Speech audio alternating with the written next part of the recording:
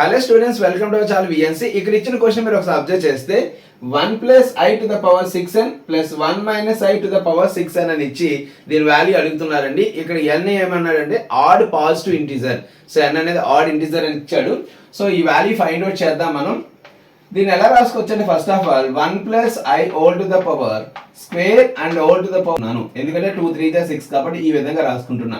అలాగే 1 minus i to the power 6 అని కూడా మనం 1 minus I whole square whole to the power 3 అనిగా రాసుకోవచ్చు.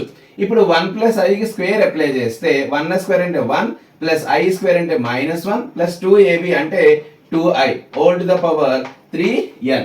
అలా ఇక్కడ కూడా అప్లై చేస్తే 1 ఐ స్క్వేర్ అంటే -1 సో -2ab కాబట్టి -2i whole to the power 3n వస్తుంది. సో 1 -1 క్యాన్సిల్ అయిపోతుంది. ఇక్కడ కూడా 1 -1 క్యాన్సిల్ అయిపోతాయి. ఇక్కడ రిమైనింగ్ ఏముంటుందండి 2i to the power 3n ఉంటుంది ప్లస్ ఇక్కడ -2i to the power 3n ఉంటుంది. కానీ ఇక్కడ ఏమన్నాడు n అనేది ఆడ్ ఇంటిజర్. ఆడ్ ఇంటిజర్ అంటే పవర్ ఏమవుతుందండి డెఫినెట్ గా మనకి ఆడ్ నెంబర్ అవుతుంది.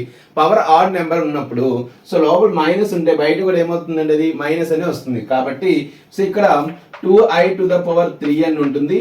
ఈ మైనస్ బయటకు వచ్చేస్తే -2i to the power 3n. So ఈ రెండు సేమ్, ఒకటి ప్లస్ ఒకటి మైనస్ కాబట్టి క్యాన్సిల్ అయిపోయి రిమైనింగ్ ఏం మిగులుతుంది 0.